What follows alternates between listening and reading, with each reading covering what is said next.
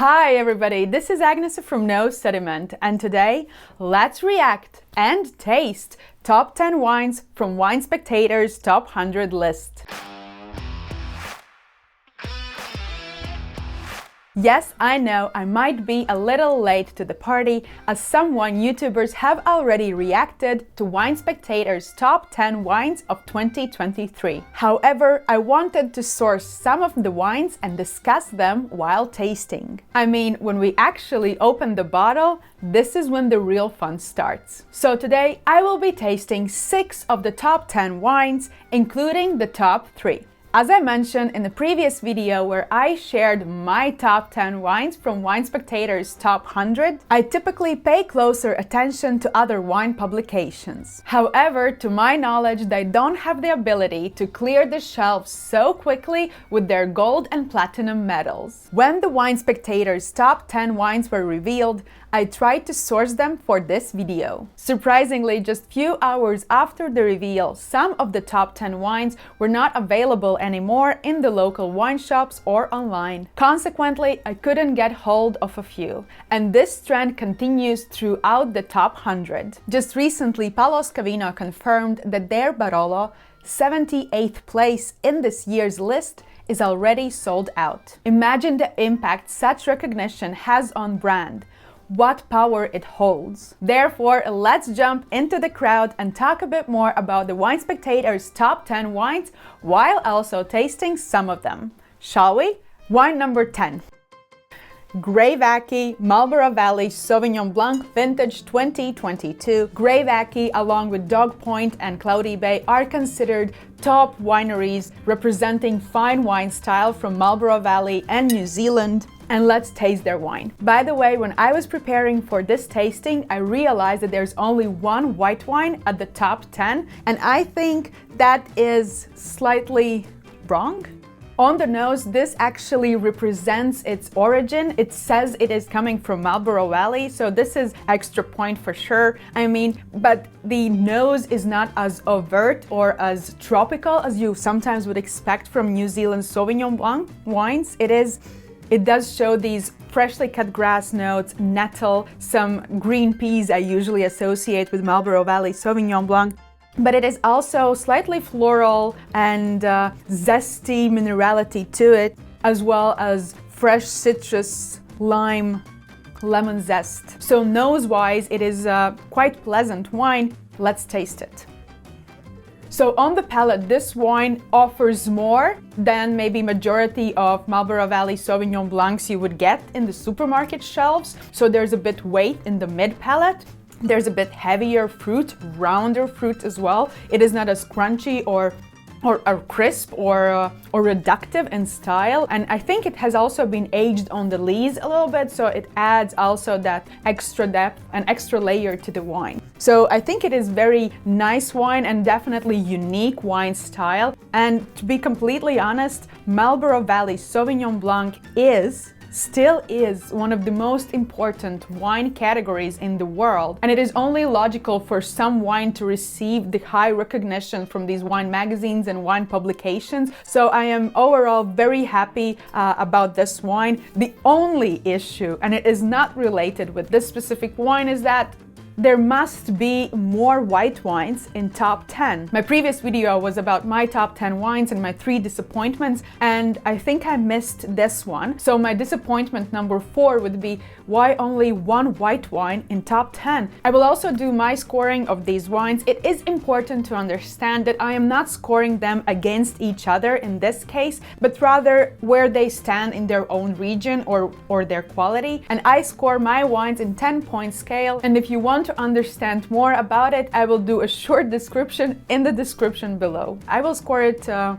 9 points, 9.2. So the wine number 9, which I couldn't get my hands on, is Resonance Pinot Noir Willamette Valley 2021. I'm actually quite familiar with this specific wine, except for the vintage, because when I was calling local importer, he said that 2021 will be only available after around 4 or 5 months. at least in my market, but I have included this wine in several wine lists I have created for restaurants, and I think it represents the origin and grape variety quite well. This is project done by Jadot family, who is originally based in Burgundy. For me, Jadot wines have always been hit or miss because sometimes I can be really high in quality and other cases not as much. But for me, this project was very interesting and exciting. The one thing that I would like to mention about this specific wine is that it is not made from entirely estate fruit, so they have to buy some fruit as well from outside vineyards. And the interesting part that comes from Burgundy, I think, is that they don't use a lot of new oak. There's only 30% of new oak in their wines, aged for around 15 months. So I think that for such a new project, they definitely deserve recognition. Do I think there are other more exciting estates in Oregon? For sure, but let's move on.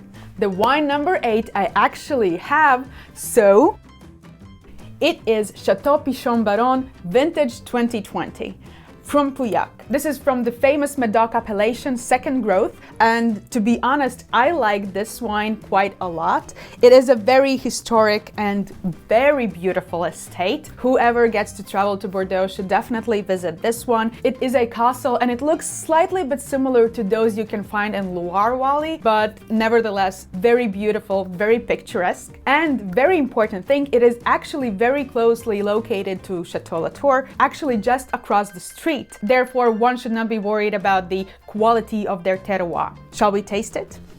Oh wow, I mean, it is almost black in color, so I don't see anything through. Of course, if we are talking about Pauillac, it means that this wine is based on Cabernet Sauvignon with small additions of Merlot.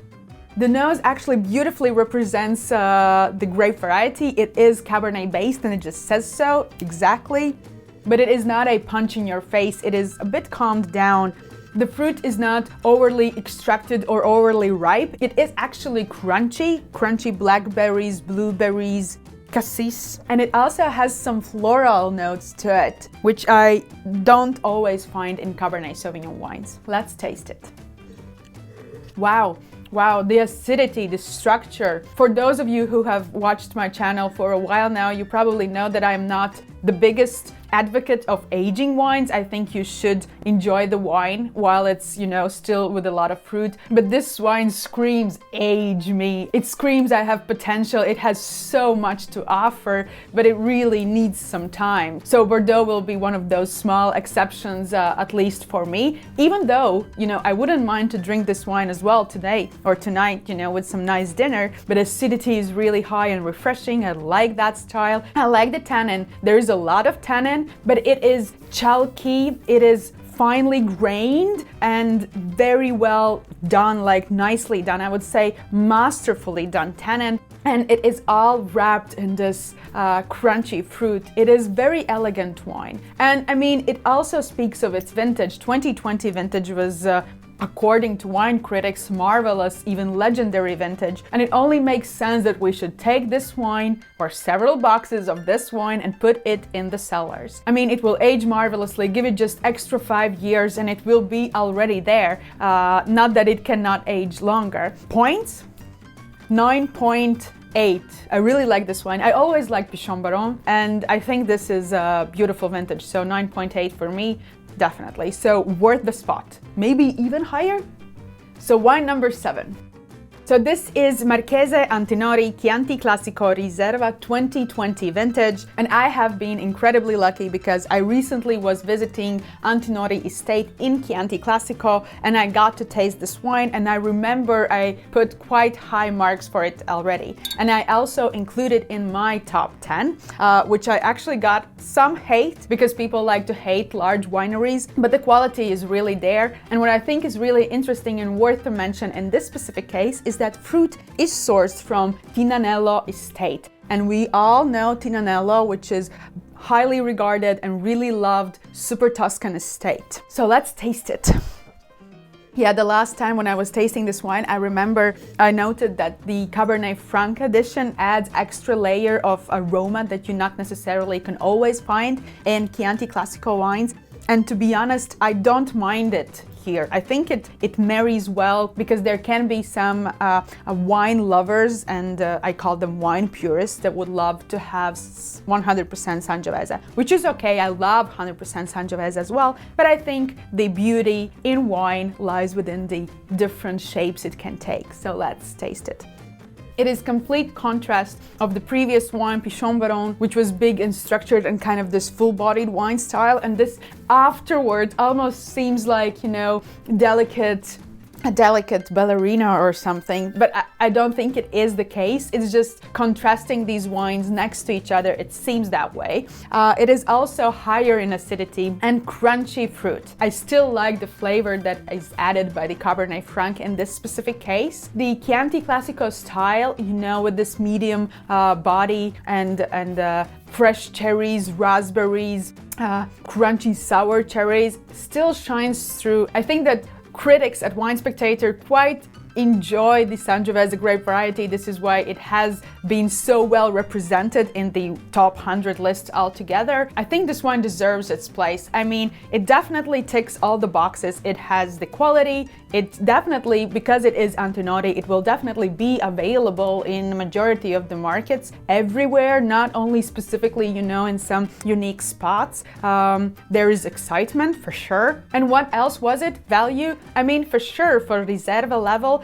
this is still very affordable wine, especially taking into consideration that the fruit has been sourced from Tignanello estate. And I would give it 9.2 points.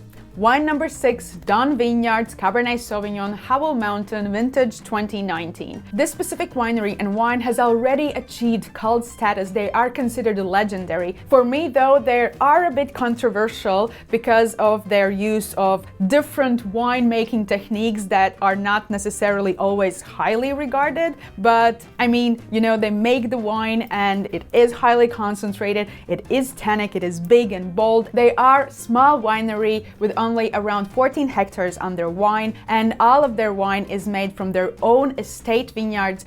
So I think that is great and actually quite rarely seen in Napa Valley. The very unique thing, and certainly quite typical for Napa Valley Cabernet, is that it has been aged in 100% new French oak barrels for impressive 32 months. Another wine that I added to my top 10 list from Wine Spectator's top 100 is the place number 5 with Mastro Berardino Taurasi Radici Riserva 2016 vintage. Mastro Berardino is a flagship winery from Campania wine region and certainly Italy altogether. Definitely deserves its spot in the top 10, if only because it has invested so much effort into developing the local grape varieties of southern Italy. It's not only Aglianico that this specific Taurasi is made, but it is also other local grape varieties such as Greco, Fiano, Piedirosso. I mean, it is so much easier to enter international markets with grape varieties that people know and feel familiar with, and Aglianico was not one of those grapes. Therefore, I'm very happy to see this specific wine. I will only say this: Mastro Berardino, definitely amazing wine, offering these meaty flavors and this rich opulent structure, whilst also some refreshment because the acidity is usually quite high. But there are definitely other wineries worth seeking out, offering great value as well. Rain, Pinot Noir, Sonoma Coast, Royal, St. Robert's Cuvée, Vintage 2021. RAIN in this specific case stands for Research in Agriculture, Enology, Naturally. And this specific project is done by fourth Mondavi generation, Carlo and Dante. But the reason why I really wanted to try this specific wine is because they are very focused into biodiversity and creating healthy environment for their wines. But unfortunately, it was all sold out, and when I was checking their webpage, it said it is highly allocated. So no. Another interesting thing which they do for this wine is 100% whole cluster, which in my opinion adds extra depth, or like Earl Grey type of quality to the wine, and a bit chewier tannin structure. Yeah, I really wanted to try this wine, but now let's move to the top 3. Wine number 3, Chateau Lingebage Vintage 2020 from Pauillac. I know this estate is highly regarded and people love it a lot and express their excitement about this specific wine quite loudly. I will say I've visited this estate, I've tasted back vintages and several wines from them. I was not impressed. I mean, it is fifth growth of Bordeaux, and even though some say that the quality is much higher, and I don't doubt the quality, let's put my previous experiences aside and taste this specific wine with open mind. So on the nose, this wine is more closed than the Pichon Baron was. Pichon Baron was more open, more floral, more fruitier. On the nose, this seems a bit kind of shy. But again, it is a 2020 vintage, so very recent vintage, and it makes sense that sometimes wines shut down. Now it's opening up a little bit, and it shows some cedar wood, some tobacco leaves, some spices, thyme, rosemary, but still fruit is somewhere in the back. The tension and nervousness that I had in Pichon Baron, I don't have it here. So this wine, except for the fact that it is quite closed aroma-wise, I would say that this wine is much more approachable in its young age. If I had to choose between Pichon Baron or Linge-Bage, which one to drink tonight, I would probably drink Linge-Bage because I think it is more open and more ready to drink. I don't think that it doesn't have ability to age, for sure. I think another 10, 20 years quite nicely. I will score this wine 8.5. I mean, it's not a bad wine, not at all. This is not what I'm saying. It is a very high quality wine, beautifully done, beautifully made. But I don't think it deserves Wine Spectator's top 100 third place. I mean, it is a very, very important score, and definitely in Bordeaux alone, I can think of 10, 20 other estates that might do well in that spot, much better, including Pichon Baron. Sorry, eat me alive. So wine number 2. I was really excited about this specific wine. So this is Occidental Pinot Noir, West Sonoma Coast, vintage 2021. And if you watched my other video about my top 10 from Wine Spectator's top 100, I mentioned Steven Kistler only with his Chardonnay, and this is his other project, Occidental. And he is very well regarded and well respected person in California. So let's taste his wine. It is made only from the free-run juice, and the fruits are sourced from several vineyards of his. My God, the intensity on the nose, it is very intense, and the fruit is really bright and crunchy. It just, kicks you in the nose right away. Here I am. Pinot Noir sometimes for me tends to be more difficult, on the nose, like you have to deal with it, you have to talk with it, you have to pull out some stories out of it, but this was like, here I am. And West Sonoma Coast is a recently created AVA as a means to kind of highlight the specifically coastal vineyards that have the most influence from the morning fogs. Yes, the nose is really intense and pure bright fruit, lovely. Like riper strawberry, riper raspberry style, these very concentrated forest berries. Really lovely. It makes you smile. It's very comforting.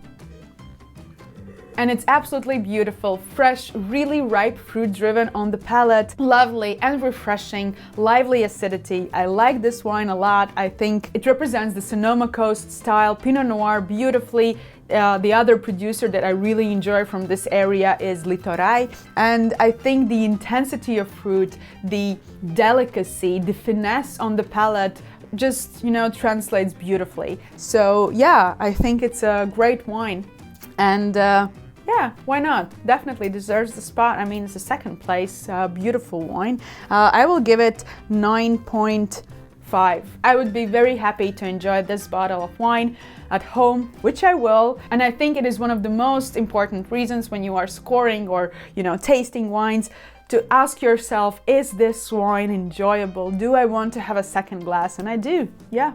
And the last wine number 1, dum dum dum. Argiano Brunello di Montalcino 2018 vintage. This is another quite controversial estate because it was involved in the Brunello Gate, where they got tested whether or not they added other grape varieties in their Brunello wine, which should be must be 100% Sangiovese, but they are fine, they were good, they were acquitted. And I recently tasted another one of their wines, their Super Tuscan label, and I really enjoyed it. I remember I scored it quite highly as well. So this winery has been in my radar and I quite liked it for a while. So let's taste the wine. Wine number 1. To be honest, I'm very excited to see a Sangiovese, pure Sangiovese on the list, on the top spot. But some of you have commented quite heavily that Brunello wines have increased in their price, and guess what? This will continue. So it already shows some development in the color. I mean, it is not bright cherry, there's some brick notes to it. Slightly like smoked cherry on the nose. Smoked cherry, raspberries, tobacco leaf. Quite complex nose actually. Slightly warming, but it has this really ripe fruit character. It's not heavy, it is quite delicate, elegant, beautiful wine. Sometimes Brunellos these days can be quite heavy. I mean, with climate change and increasing temperatures and climate getting drier and drier, you know, these wines can sometimes be quite powerful and rich and really like bold wines. But this producer has managed to keep it towards the elegant side, and I really enjoy the delicacy of the Sangiovese, and I think it shows beautifully the Sangiovese style. Do I think that this is the best of Brunellos that I have ever tasted? Probably not, because one other producer that comes to my mind is Stella di Campalto, but that one fails in the availability. Therefore, Argiano, which I think is quite available in various of markets, definitely hits the spot. And also in the value, I mean, it is much more affordable than the Stella di Campalto wines, for example, or Poggio di Sotto wines. Therefore, I think it is an absolutely beautiful Brunello, beautiful wine to give #1 spot that we all more or less can be able to taste. Maybe not for long. I'm guessing, you know, the price will skyrocket as well. But I mean, it is still in 2-digit numbers. So yes, I will give it 9 points. Yeah, it was really beautiful Brunello. I definitely would enjoy it with my friends and family. Deserves the spot. So this is Wine Spectator's Top 100 2023 Top 10 wines, and all absolutely beautiful, amazing wines I would be happy to see in my wine glass every day. However, do I think there are other wines that could end up in this top? For sure, yeah, many beautiful estates, beautiful wines. The one disappointment though, which I mentioned already in the beginning, I do think that more white wines could end up in this list, and there are definitely many wines that deserve this place, available, highly valued, exciting, and high in quality. So let's hope that next year we will see more white wines on the list as well. I know that my reaction might be slightly a bit controversial to what others maybe said, but I'm trying to be honest here. And I was also quite honest in my other video where I highlighted my top 10 wines from Wine Spectator's Top 100 2023. So if you want to watch that, click here.